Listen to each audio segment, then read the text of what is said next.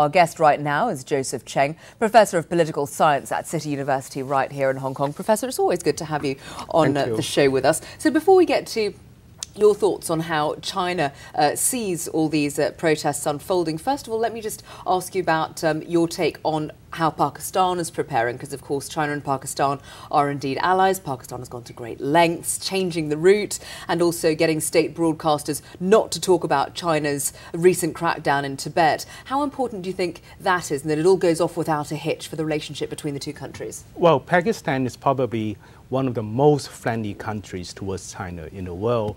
In general, we see a lot of sympathy, a lot of support for China among Pakistanis. They see China as a staunch ally, as a keen supporter.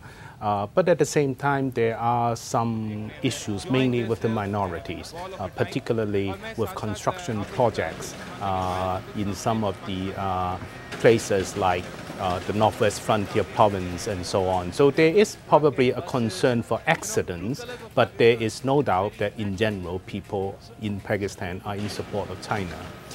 What do you think that China is saying to itself as it sees the torch on pretty much every leg of the relay so far being dogged by all this upheaval? Well, I think Chinese leaders, as well as ordinary Chinese people, know that they have a public relations disaster. There's a certain element of anger, a certain element of disappointment in the general context of the rising nationalism in China.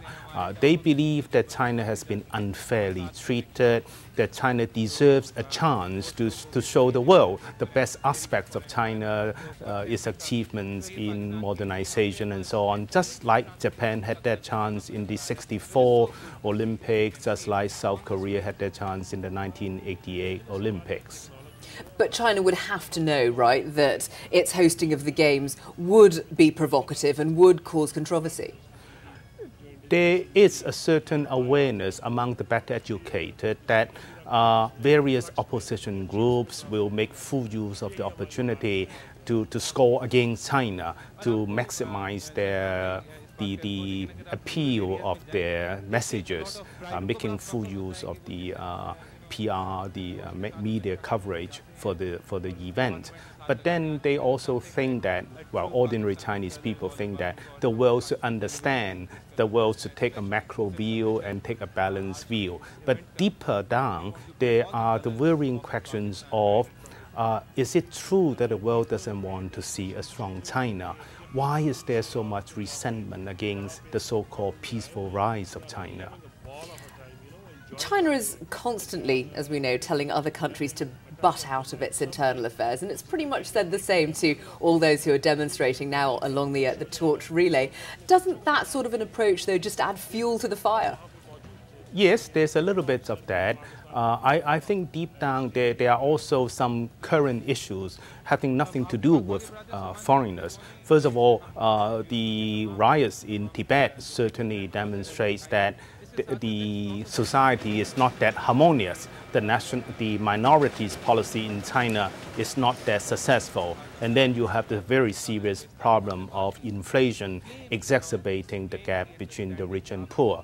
And I think the Chinese people themselves do not quite agree with this general agreement, this general argument that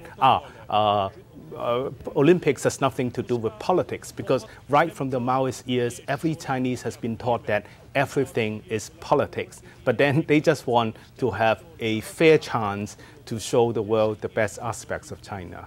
Professor, very good to get your thoughts on very many. Thanks Thank indeed you for coming in. Professor Joseph Cheng.